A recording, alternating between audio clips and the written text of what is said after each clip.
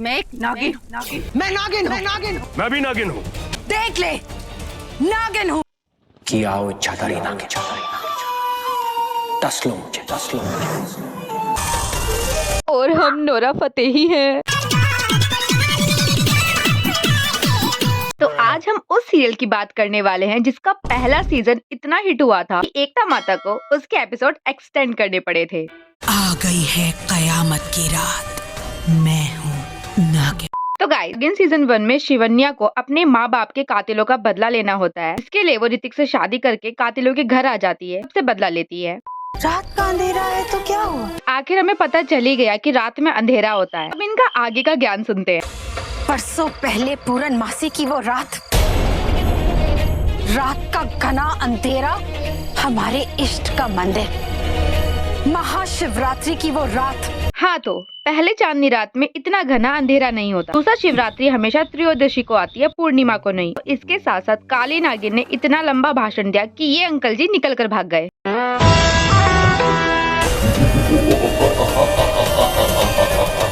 जो भी हो, फर्स्ट सीजन में इन्होंने काली माता तक को बुला लिया अपना बदला पूरा करने के लिए। मर भी गई,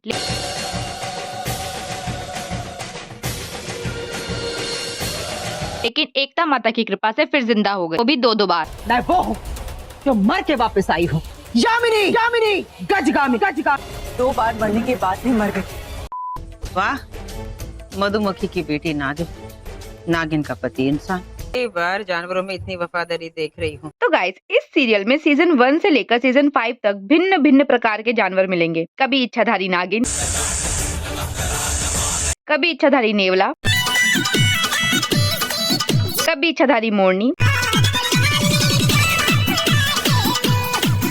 कभी मधुमक्खी, कभी भैंसा, कभी नाग, कभी चील। वाह, क्या कॉम्बिनेशन है।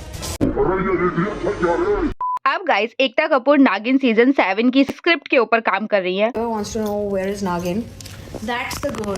Come on, Tanu, tell us where is Nagin. उसके लिए एकता माता को इतना टाइम लगना ही नहीं चाहिए, क्योंकि हर नागिन की कहानी सेम ही होती है। नागिन अपना बदला लेने आती है।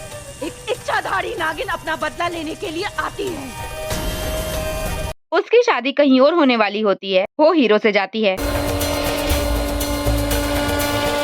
वो अपने ही पति को गलत समझती है, पर उसका पति अच्छा होता है। सास मेन विलन निकलती है। हाँ, धमाका देखोगी। नागमणि। और फिर इनकी आपस में नागमणि को लेकर लड़ाई होने से पहले डायलॉग बाजी होती है, और डायलॉग बिल्कुल इंडियन टीवी सीरियल को डिफाइन करते हैं।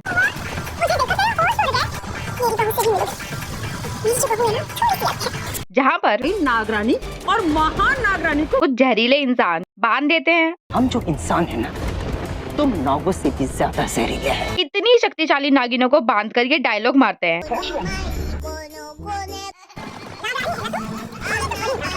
यहाँ ये तीनों नागिन बनकर इस रस्सी से बाहर निकल सकती हैं, लेकिन फाइनली इस सब ड्रामे के बाद ये नागिनें बाहर निकल जाती हैं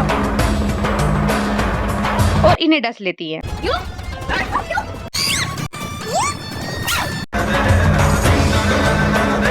लेकिन गाइस, इनको डसने के बाद भी ये दोनों उठकर भाग जाती हैं और ये भागने देती हैं। लगता है डायरेक्टर ने ये पूरा सीन चरस गांजा फूंक कर लिखा है।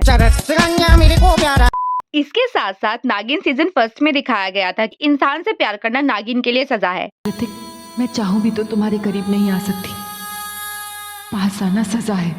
जिससे उसकी शक्ति तक जा सकती है, लेकिन आगे जाकर इन्हीं नागिनों की पीढ़ी में इन्होंने तो प्यार कर लिया, लेकिन ये तो फिर भी नागिन बन गई।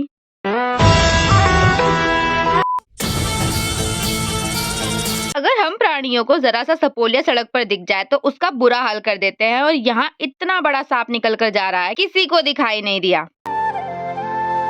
और गाइस, ये Sanju, hot girl in white. वाह। परिणीति हो या नागिन हो, ये इंसान तो छिचोरा ही है। Come on Vrinda, let's play some naughty Holi. इसका कुछ नहीं हो सकता। बट क्या करूं, मैं हूँ इतना अश्लील।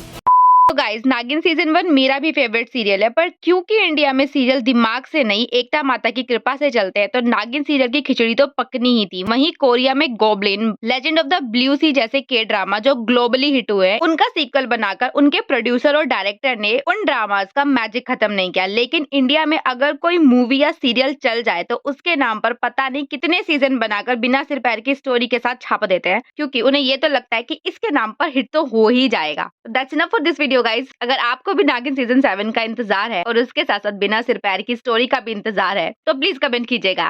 और अगर आपको वीडियो अच्छी लगी हो, do like and subscribe. Thanks for watching.